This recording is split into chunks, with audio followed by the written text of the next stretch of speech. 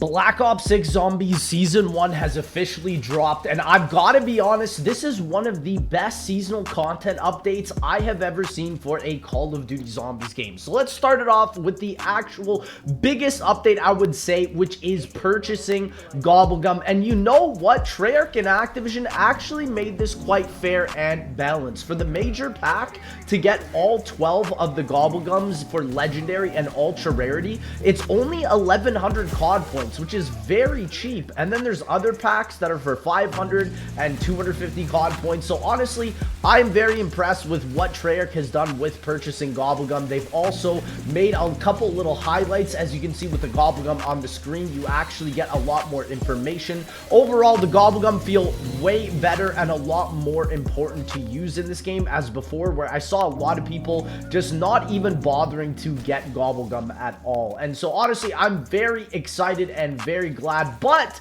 the one thing I wish that was changed with Gobblegum is that I wish you could see it in your scoreboard like you could back in Black Ops 3. You're not able to do that in Black Ops 6, and so I hope that they do manage to fix that. And obviously, with this Season 1 honest review, I want to make sure that people realize that Citadel Day More is not out. I'll be giving a review for the mid-season once the map comes out. But I would say the biggest change also, on top of purchasing Gobblegum with this season, was the directed mode for Liberty Falls and Terminus. And if you have done the Easter egg and don't want to do the directed mode, I would highly recommend you do so, as Treyarch has added new rewards for players to be able to obtain. So make sure that you guys do the Liberty Falls and Terminus directed mode. And especially if you need to farm for special elite eliminations for your camo challenges, like how I'm doing with the HE1 here, all you literally have to do is just get the LTG device just like this, end the round, and you are continuously on round 15. So you're able to farm these basically one mangler a minute, which is so unbelievably fast. And then on top of that as well, this game has added a bunch of new different patch updates for the damage. For example, the HE1 and the Sigma rocket launchers have both gotten a massive buff. The HE1 is actually viable, really a lot more so against the manglers. Against amalgams and abominations, it's still pretty bad, but I would say, to be honest, it is a lot better than it was before. And also, we do have a couple of new weapons, the first one being a kill streak, being the hand cannon. Now, this was seen back in Black Ops Cold War, and to be honest, I don't think this will be great at all, especially considering that this game has the mutant injections. I mean, I doubt people are going to be running this for the meta, and it's just going to be something that you pick up as you play the game, which is honestly not even that bad. But honestly, the two biggest guns that I think are really cool is they actually added the SOG SMG back from Black Ops 4. Now, this used to be a starting weapon that you were able to equip back in that game,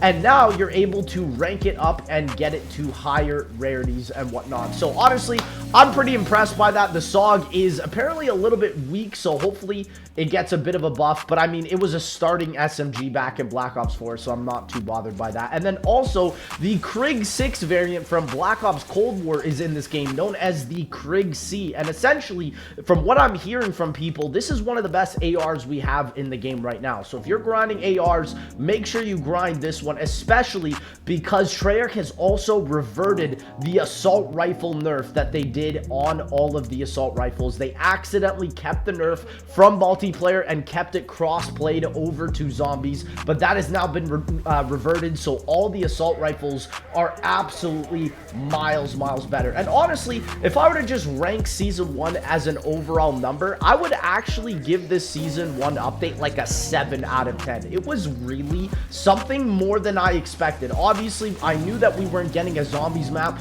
but a lot of the content updates were really good. Even a lot of the little sound design features across the map, you noticed that they fixed and they made so much better. And honestly, with the majority of the Gobblegum now even being somewhat attainable, and for it being quite cheap, especially, like, I'm gonna be honest, this system is way better than Black Black Ops 3's. Like, it is hands down, without a doubt, better. Obviously, you're not gambling, and also you're getting these gobblegums guaranteed. So I can't even lie. Like, I am genuinely extremely impressed with this season 1. And also, some of the kill streaks have also been buffed. The LDBR kill streak, the one that would damage you, yeah, even with PhD Flopper, that has been buffed, which is amazing. That was probably the worst kill streak, and I'm assuming the worst kill streak now is probably going to be the hand cannon. Let's just be real.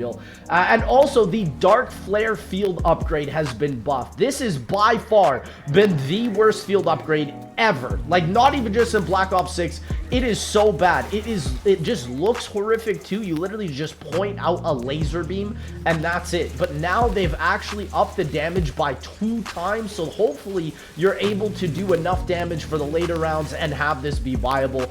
I don't even understand how it could be viable, especially when Frenzy Guard practically makes you invincible. Energy Mine in this game is also extremely powerful. And then Ether Shroud and Healing Aura are just amazing as well. So, ladies and gentlemen, this has been the Black Ops 6 Season 1 update. Let me know what you guys have been thinking about this update, because to be honest, the one thing I would highly recommend you guys do right now is what you're seeing me do in this gameplay. They are going to be patching the directed mode camo strategies, and I'm going to be honest, getting 30 Mangler eliminations with a gun is absolutely ridiculous. And so what you're able to do with this directed mode, you're literally able to farm infinite amounts of points, infinite amounts of salvage, and infinite amount of Manglers. And the greatest part is you can save and quit into this. So if you need to do all your melee weapons, all your rocket launchers, like how I'm doing, make sure you run this strategy. And also make sure you don't run any ammo mods, because the biggest issue with the ammo mods is that sometimes they can take away